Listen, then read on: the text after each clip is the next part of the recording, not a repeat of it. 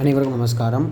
இனி சத்போதகம் அப்படின்னு நம்ம சேனலில் எந்த விஷயத்தை பற்றி பார்க்க போகிறோம் அப்படின்னா, நம்ம சேனலில் சாணக்கிய நீதி விஷயங்கள், அது மாதிரி நீதி விஷயங்கள்லாம் நம்ம பார்க்க போகிறோம். இது மாதிரி விஷயங்கள்லாம் நீங்கள் தெரிஞ்சுக்கணும் நினைக்கிறீங்கன்னா நம்ம சேனல் மறக்காமல் சப்ஸ்கிரைப் பண்ணி பக்கத்தில் பெல் ஐக்கானை ப்ரெஸ் பண்ணி வச்சுக்கோங்க. அப்போ தான் நான் அப்லோட் பண்ணுற வீடியோ உங்களுக்கு உடனே வரும்.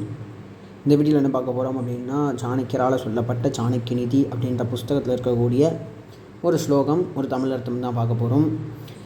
எத்தனாவது சாப்டர் அப்படின்னா 16th சாப்டரில் 6வது ஸ்லோகம்.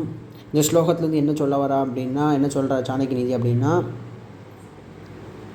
கிரேட்னஸ் ஆஃப் ஏ ஹியூமன் அப்படின்ற அந்த டைட்டிலில் சொல்கிறார். ஸ்லோகம் என்னன்னு பார்த்துலாம், என்ன தான் சொல்ல வராருன்றது அடுத்தது தமிழ் மீனிங் நான் உங்களுக்கு சொல்கிறேன்.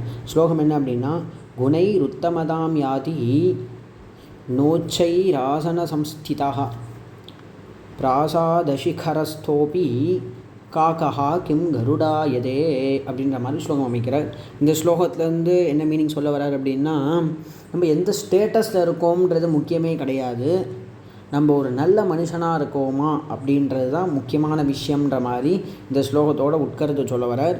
எப்படி ஸ்லோகம் அமைக்கிறது அப்படின்னா, ஒருத்தரோட அவரோட குணம் இருக்கு இல்லையா, அந்த குணம் தான் அவரை உத்தமராக மாற்றுமே தவிர, அவன் பெரிய பணக்காரனாக இருந்தானா அவன் ஒரு நல்ல உத்தமனாக இருப்பான்ட்டு நம்மளால் சொல்ல முடியாது. எப்படி எடுத்துக்காட்டு என்ன சொல்ல வர்றார் அப்படின்னா, அதாவது பறவைகளோட அரசன் அப்படின்றது கருடன் ஆயிடுதா. ஒரு காகம் பெரிய பேலஸ்க்கு மேலே போய் உட்காந்துருக்கு அப்படின்னா அது கருடனாக ஆக முடியாது இல்லையா. கருடன் தான் கருடனே தவிர, மற்றபடி அந்த காக்கா ஒரு பேலஸோட மேலே போய் உட்காரதுனால அது பறவைகளோட அரசனாக ஆகிறதுக்கு சான்சஸ் கிடையாது இல்லையா, கிடையவே கிடையாது.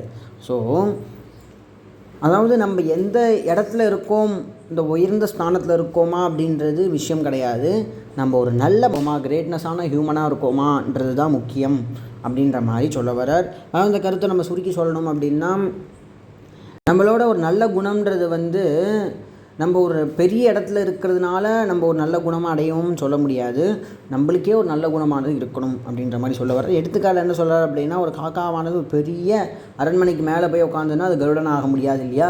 கருடனா கருடன் தனி, காகம்னா காகம் தான். அதே போல் தான் நல்ல குணம் படைச்சவான்னா குணம் படைச்சவங்க தான். பெரிய இடத்துல இருக்கிறவா நல்ல குணம் படைச்சவாளான்றது அப்படின்ற விஷயம் இல்லை. பெரிய இடத்துலேருந்து நல்ல குணம் படைச்சவாளாலும் இருக்கணும், சாமானியமாக இருந்தாலும் நல்ல குணம் படைச்சவாளாக இருக்கணுன்ற மாதிரி தான் சொல்கிறேன். இந்த வீடியோ உங்களுக்கு ரொம்ப பிடிச்சிருக்கும், உதவியாக இருந்திருக்கும்னு நினைக்கிறேன். ஸோ நம்ம சேனல் மறக்காமல் சப்ஸ்கிரைப் பண்ணி பக்கத்தில் இருக்க பெல் ஐக்கானை ப்ரெஸ் பண்ணி வச்சுக்கோங்க. அப்போ தான் நான் அப்லோட் பண்ணுற வீடியோ உங்களுக்கு உடனே வரும். இது மாதிரி விஷயங்களை நீங்கள் தொடர்ந்து தெரிஞ்சுக்கலாம். இது மாதிரி விஷயங்கள் உங்கள் ஃப்ரெண்ட்ஸுக்கோ ஃபேமிலிக்கோ யாருக்காச்சும் இது மாதிரி இருக்காங்க அப்படின்னா அவங்களுக்கு இந்த விஷயங்களை நீங்கள் ஷேர் பண்ணி அவங்களுக்கும் இந்த விஷயத்தை நீங்கள் புரிய வச்சுக்கலாம், தெரிய வச்சுக்கலாம். இது வரைக்கும் எனக்கு ஆதரவளித்ததற்கு நன்றி, வணக்கம்.